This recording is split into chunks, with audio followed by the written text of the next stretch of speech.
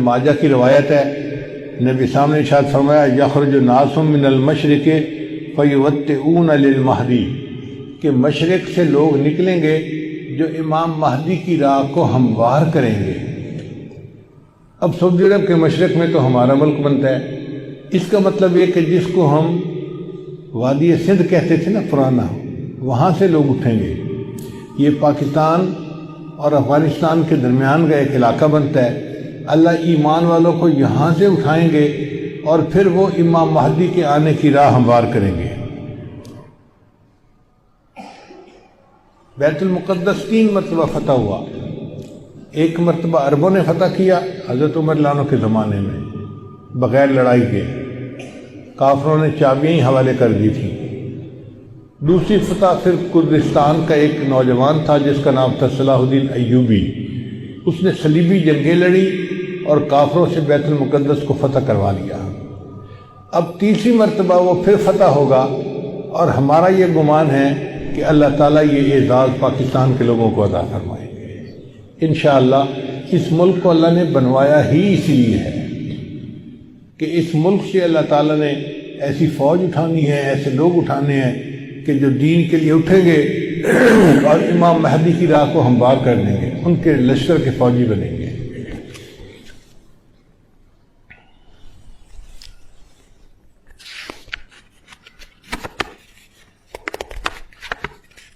علامہ اقبال نے بہت خوبصورت شعر کہا ہے فارسی میں، خضر وقت از خلوت دشت حجاز آید بروں۔ خضر وقت سے مراد امام مہدی۔ خضر وقت از خلوت دشت حجاز آید بروں، کاروان زی وادی دور و دراز آید بروں۔ یعنی زی عظیم یہ کارواں جو ہے نا یہ دور دراز سے آئے گا اور حجاز کے اندر آ کر یہ برآمد ہوگا۔ حدیث مبارکہ میں بھی ہے کہ امام مہدی آئیں گے مگر وہ چھپے ہوں گے، اپنے آپ کو چھپائیں گے۔ پہلے مدینہ طیبہ میں ہوں گے مگر وہ وہاں سے مکہ مکرمہ اس لیے آ جائیں گے کہ لوگ مجھے پہچان نہ لیں، چھپ رہے ہوں گے لوگوں سے کہ لوگ مجھے دیکھ نہ لیں، پہچان نہ لیں۔ لیکن جب مکہ مکرمہ میں وہ طواف کر رہے ہوں گے تو وہ حجر اسود کے قریب آئیں گے تو ایک غیب سے آواز آئے گی کہ لوگوں یہ مہدی ہیں، تم ان کی بیعت کر لو۔ تو لوگ ان کے ساتھ بیعت کر لیں گے اور پھر ان کے ساتھ ایک لشکر شروع ہو جائے گا۔ یہ لشکر ایسا ہوگا کہ جس نے بالآخر بیت المقدس کو فتح کرنا ہے۔ حدیث مبارکہ میں ہے کہ کالے جھنڈے یہ لے کر لوگ اٹھیں گے اور وہ اس کو جا کر بیت المقدس کے اندر گاڑیں گے، یعنی امام مہدی کے ہاتھ پہ اللہ تعالیٰ بیت المقدس کو فتح کروائیں گے۔ پھر امام مہدی موجود ہوں گے تو ان کی موجودگی میں حضرت عیسیٰ علیہ السلام بھی آئیں گے۔ دمشق کی ایک مسجد ہے، اس مسجد میں وہ نماز کے لیے کھڑے ہوں گے، تکبیر کہی جائے گی تو اتنے میں حضرت عیسیٰ علیہ السلام اس مسجد کے مینارے کے اوپر اتریں گے آسمان سے۔ تو امام مہدی ان کو کہیں گے جی کہ آپ نماز پڑھائیں، اور وہ امام مہدی کو کہیں جی کہ آپ نماز پڑھائیں۔ چنانچہ حضرت عیسیٰ علیہ السلام کے حکم پر امام مہدی نماز پڑھائیں گے۔ یہ اعزاز ملے گا ان کو کہ حضرت عیسیٰ علیہ السلام ان کے پیچھے نماز ادا کریں گے۔ اب حضرت عیسیٰ علیہ السلام نبی علیہ السلام کی شریعت کے مطابق یہاں پر زندگی گزاریں گے۔ یہ ان کے لیے بھی اعزاز کہ انہوں نے دعا مانگی تھی کہ اللہ مجھے اپنے محبوب کی امت میں ہونے کا شرف عطا فرما، تو اللہ نے ان کو آسمانوں پہ بلا لیا اور پھر اللہ ان کو دوبارہ بھیجیں گے تاکہ وہ اس شرف کو حاصل کر سکیں۔ پھر حضرت عیسیٰ علیہ السلام بیت المقدس آئیں گے۔ اتنے میں دجال بھی آ جائے گا۔ اب دجال جو ہے وہ پوری دنیا کے اندر کفر کو پھیلائے گا۔ اس کے پاس ٹیکنالوجی ایسی ہوگی کہ بارش برسے گی، کھیتیاں زیادہ ہو جائیں گی، پھل زیادہ ہو جائیں گے اور لوگ اس کے پیچھے لگ جائیں گے مادی وسائل کی وجہ سے۔ بلکہ حدیث پاک میں آتا ہے کہ اس کی پیروی کرنے والی عورتیں زیادہ ہوں گی، کیونکہ عورتوں میں مادیت پرستی زیادہ ہوتی ہے، چمک دمک ان کو زیادہ کھینچتی ہے، تو یہ دجال کے فتنے میں زیادہ گرفتار ہوں گی۔ پھر حضرت عیسیٰ علیہ السلام کو جب پتہ چلے گا تو وہ دجال کی پیچھا کریں گے کہ اس کو قتل کریں۔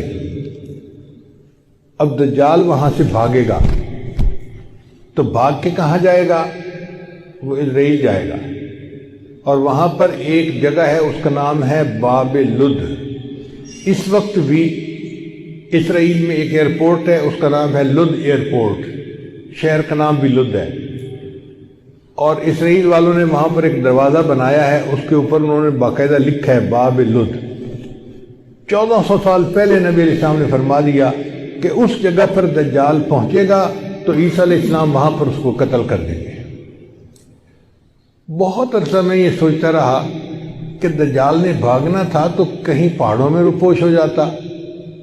رشیا کے پہاڑ ہیں، دوسرے ملکوں میں پہاڑ ہیں، پہاڑی سلسلے تو بہت ہیں پوری دنیا میں، تو یہ مقام لد کا کیا معنی؟ بعد میں بات سمجھ میں آئی کہ لد کا جو ایئرپورٹ ہے نا وہ اسپیس پورٹ بھی ہے، یعنی وہاں سے جہاز بھی اڑتے ہیں اور وہاں سے خلائی گاڑیاں بھی اڑ کے خلا میں جاتی ہیں۔ اس کا مطلب یہ کہ دجال یہ چاہے گا کہ میں لد پہنچوں اور وہاں سے اسپیس شپ میں بیٹھ کے میں خلا میں چلا جاؤں، کیونکہ دنیا میں تو مجھے یہ نہیں چھوڑیں گے، تو میں یہاں دنیا سے چلا ہی جاؤں۔ تو اس کی کوشش یہ ہوگی کہ میں یہاں سے خلا میں چلا جاؤں، مگر اللہ تعالیٰ فضل فرمائیں گے اور عیسیٰ علیہ السلام اس کو اپنی فلائٹ لینے سے پہلے لد کے مقام پہ قتل کر دیں گے۔ پھر اس کے بعد عیسیٰ علیہ السلام بیت المقدس کے تخت پر بیٹھ کر پوری دنیا کے فیصلے کریں گے۔ پوری دنیا کی حکومت عیسیٰ علیہ السلام کے ہاتھ میں ہوگی۔ پھر عیسیٰ علیہ السلام صلیب کو توڑیں گے اپنے ہاتھوں سے، اور پھر یہود و نصارہ میں جو ان کی مخالفت کرے گا اس کو قتل کریں گے، حتیٰ کہ ایک ایسا وقت آئے گا کہ پوری دنیا میں ایک بھی بندہ غیر مسلم نہیں رہے گا، سارے مسلمان ہوں گے۔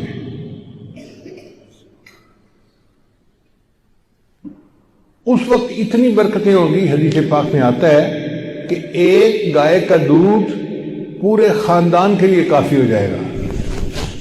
اب یہ بات تو سمجھ میں آتی ہے، آج ایسی گائے بن گئی ہیں جو 100 لیٹر دودھ دیتی ہیں ایک دن میں۔ اب 100 لیٹر تو واقعی پورے خاندان کے لیے کافی ہے، 40-50 گھروں کے لیے کافی ہو جاتی ہے۔ یہ باتیں نبی صاحب نے اس وقت فرمائیں جب کہ لوگوں کو اس کا تصور بھی نہیں ہو سکتا تھا۔ میرے آقا صلی اللہ علیہ وسلم کی نگاہ کیسی تھی؟ یہ نگاہ نبوت تھی جو بہت دور دیکھ لیتی تھی، کہ 1400 سال پہلے بیٹھ کر ایسی باتیں کی جیسے آج اپنی آنکھ سے دیکھ کے کوئی بندہ بات کر رہا ہوتا ہے۔ پھر عیسیٰ علیہ السلام فوت ہو جائیں گے، اور اس کے بعد جو بگاڑ آئے گا نا وہ پرماننٹ بگاڑ ہوگا، اور اس کے بعد پھر قیامت قائم ہوگی علی شرار الناس، ان لوگوں پر جو سب سے زیادہ شریر لوگ ہوں گے۔ تو ایسے لگتا ہے حالات سے کہ قیامت کے بڑی بڑی نشانیاں پوری ہو گئی، اب امام مہدی کے آنے کا وقت بہت قریب ہے۔ یہ جو حالات میں اتنی بڑی تبدیلی نظر آ رہی ہے نا، یہ کسی